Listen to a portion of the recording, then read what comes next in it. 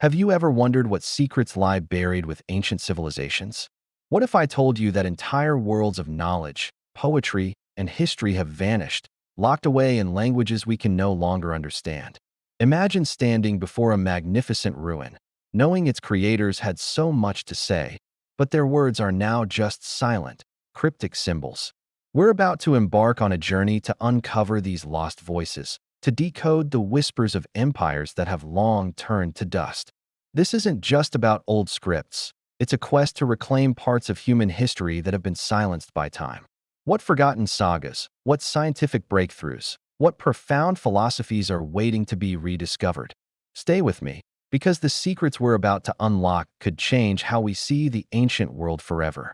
Let's begin our journey in the sun-scorched lands of the Indus Valley, home to one of the world's oldest urban civilizations, flourishing around 2500 BCE. The Harappan people built sophisticated cities like Mohenjo-daro with advanced drainage systems and grid-like streets. Yet, despite their brilliance, their language remains a complete mystery. We have over 4,000 artifacts, mostly small seals, inscribed with a unique script of about 400 distinct symbols. Some look like fish, others like jars, and some are purely geometric. But what do they mean? The inscriptions are incredibly short, usually just 5 symbols long. This makes it almost impossible for linguists to find patterns, unlike the Rosetta Stone, which had long passages in multiple languages. Scholars have been trying to crack this code for nearly a century.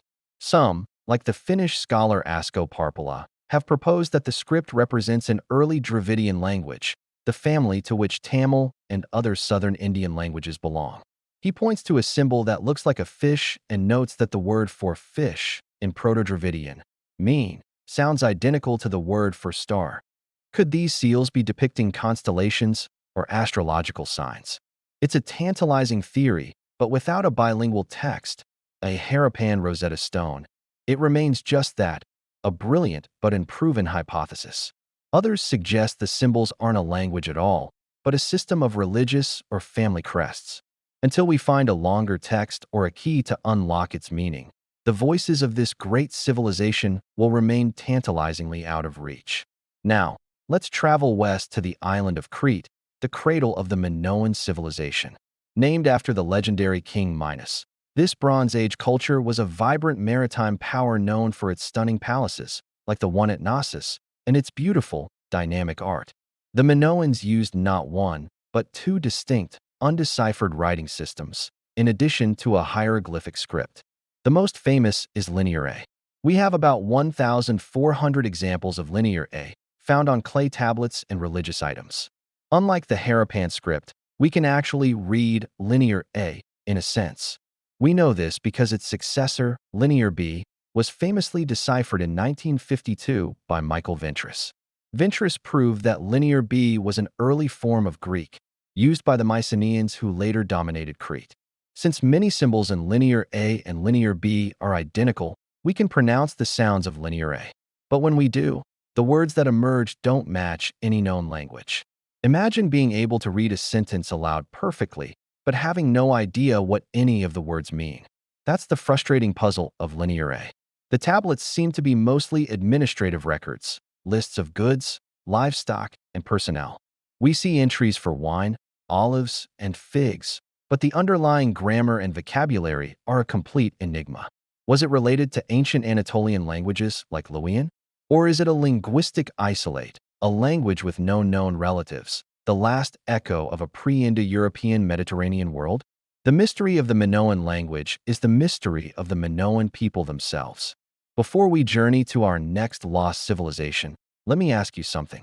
If you find these historical mysteries as fascinating as I do, if you love peeling back the layers of the past to reveal forgotten truths, then you're in the right place. We go on these deep dives every single week, exploring the biggest questions of our history. By hitting that subscribe button and turning on notifications, you become part of our community of explorers. It literally takes 2 seconds, but it ensures you never miss an expedition into the unknown. Go ahead, I'll wait. Done? Awesome. Now, let's get back to the linguistic treasure hunt. Our next stop takes us to Central Asia, to the vast, arid Darim Basin in modern-day Xinjiang, China. Here, archaeologists discovered astonishingly well-preserved mummies with European features, buried with intricate textiles. These people, known as the Tocharians, lived over 2,000 years ago, and their language is one of the biggest surprises in linguistics. At the turn of the 20th century, explorers found manuscripts written in a previously unknown script. When they were deciphered, they revealed a language that was, astoundingly, part of the Indo-European family. This itself wasn't a shock, as many languages in the region are. But Tocharian wasn't related to its neighbors, the Indo-Iranian languages like Persian or Sanskrit. Instead, its closest relatives were the Celtic and Germanic languages of Western Europe, thousands of miles away. This was like finding a Roman inscription in the middle of China. The language had two dialects, Tocharian A and Tocharian B.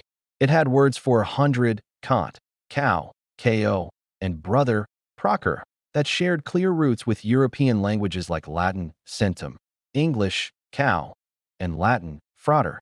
How did this Western language end up so far east?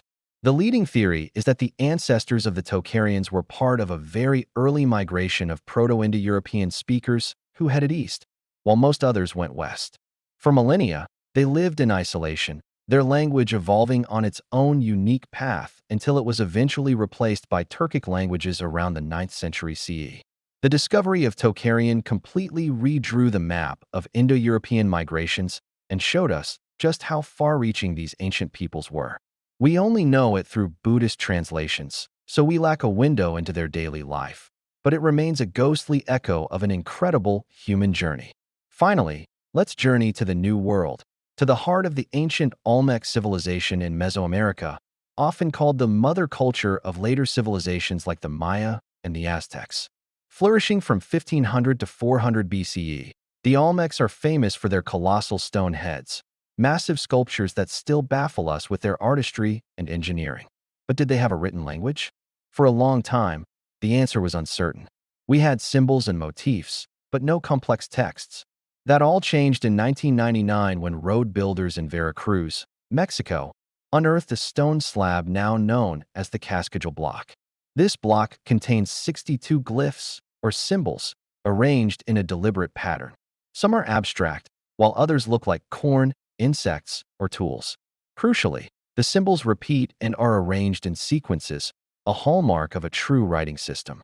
It's dated to around 900 BCE, making it by far the oldest writing ever found in the Americas. And here's the kicker. We can't read a single word of it. The text is too short, and we have no other examples to compare it to. We don't even know for sure which language it represents, though most experts believe it is an ancestor of the Mixokian family of languages still spoken in the region today. What does the Cascajal block say? Is it a king's proclamation? A religious chant? A list of tribute? It's a single, silent message from the very dawn of writing in the New World, a tantalizing glimpse into a lost intellectual world that we may never fully recover.